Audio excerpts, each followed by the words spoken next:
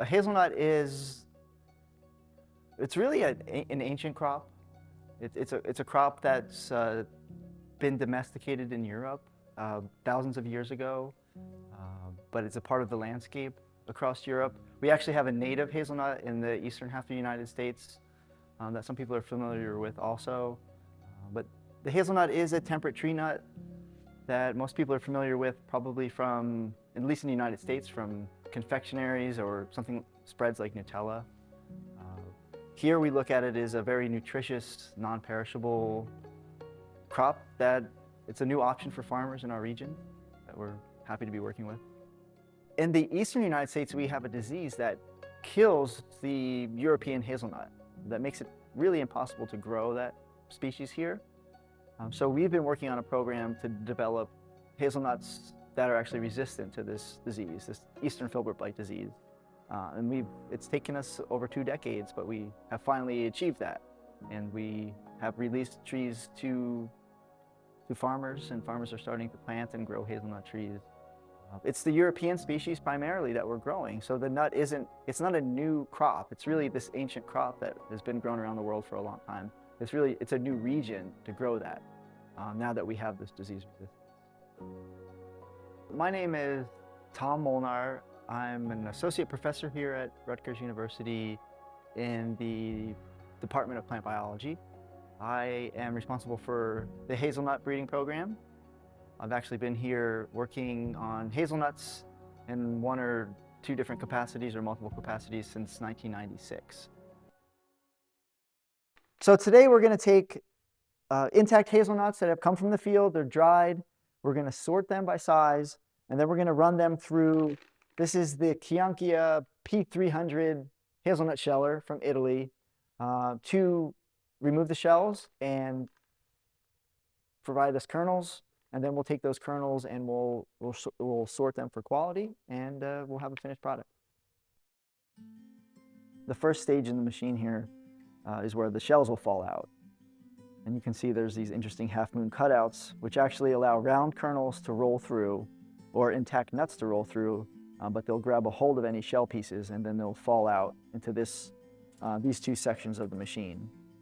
So most of what you'll find is about 45% to 50%. We have some that are like 55% kernel. And it's important to consider that, because if you're going to harvest, say, 1,000 pounds of hazelnuts from your field, at the very best, you only have 500 pounds of kernels. But in reality, you probably have closer to 400 pounds, because there's going to be some defective nuts, there's going to be some that are blank without kernels, and then some of those will have thicker shells. So your yield is usually just a little over 40% by weight from the field. And you can see here, there's essentially no shells. This is all kernel right here. So this somewhat simple machine is able to crack the nut and remove the shells and give you clean kernels. And to do the size sorting, we actually have a different set of rollers or screens. So you can see this has this half-moon cutout, which is designed to pull the shell after it's broken and allow the round kernel and the intact nuts to flow through. The size sorting insert is right here, and you can see that it's just the screens with different size holes.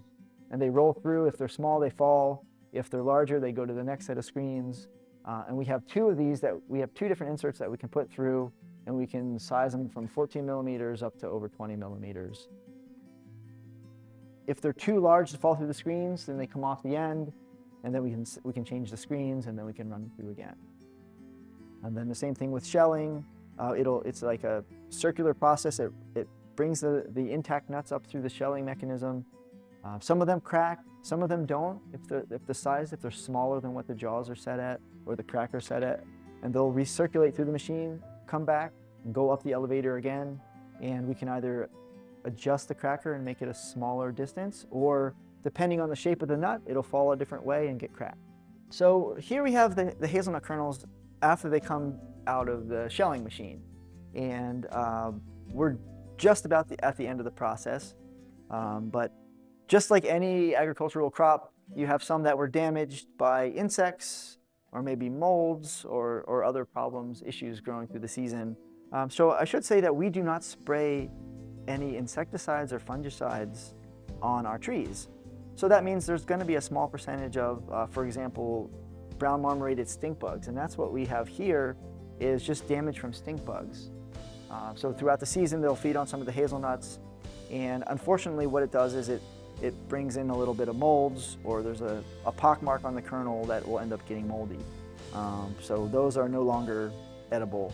So we have to go through, we do this process before we package and send the hazelnut kernels out, and we try to remove any with defects. This is part of our stage to go through and just look for a variety of defects and then get rid of those before they go out to the consumers.